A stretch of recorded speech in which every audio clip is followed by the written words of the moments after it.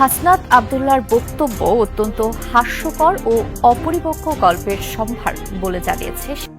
আমাদের সেনাবাহিনীর প্রতি আক্রমণ করেন না। আমি আজকে বলে দিলাম, সেটার জন্য কোনো ছাড় হবে না, বিন্দু মাত্র ছাড় নাই। সেটা বলেন আমার জন্য অনেক উঁচু স্তরের লোক, তিনি একটি বাহিনী চালাচ্ছেন এবং তিনি কোনো কথা না বুঝে বলেন নাই। আওয়ামী লীগকে ছাত্র নাগরিক রাস্তার মধ্যে তাজা রক্ত ঢেলে দিয়ে বাংলাদেশ থেকে উৎখাত করেছি।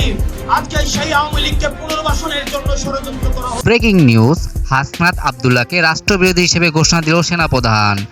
বাংলাদেশের রাজনৈতিক অঙ্গনে এক চাঞ্চল্যকর ঘটনা ঘটেছে। কি ঘটেছে?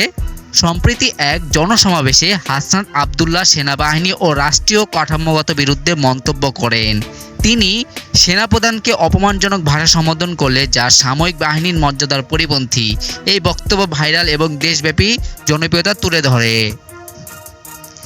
এই নিয়ে চলে রাজনৈতিক অঙ্গনে তোলপাড়। এই ঘোষণার পর রাজনৈতিক মহলে উত্তেজনা ছড়িয়ে পড়ে। সরকার পরিপন্থী এই রাষ্ট্রবিরোধী দলগুলো কঠোর পদক্ষেপ নেওয়া হবে বলে জানা যায়। তবে হাসনাত আব্দুল্লাহর বিরুদ্ধে রাষ্ট্রদ্রোহ মামলার দায় হতে পারে আর তার ভবিষ্যৎ অনিশ্চিত হতে পারে বলে জানা গিয়েছে।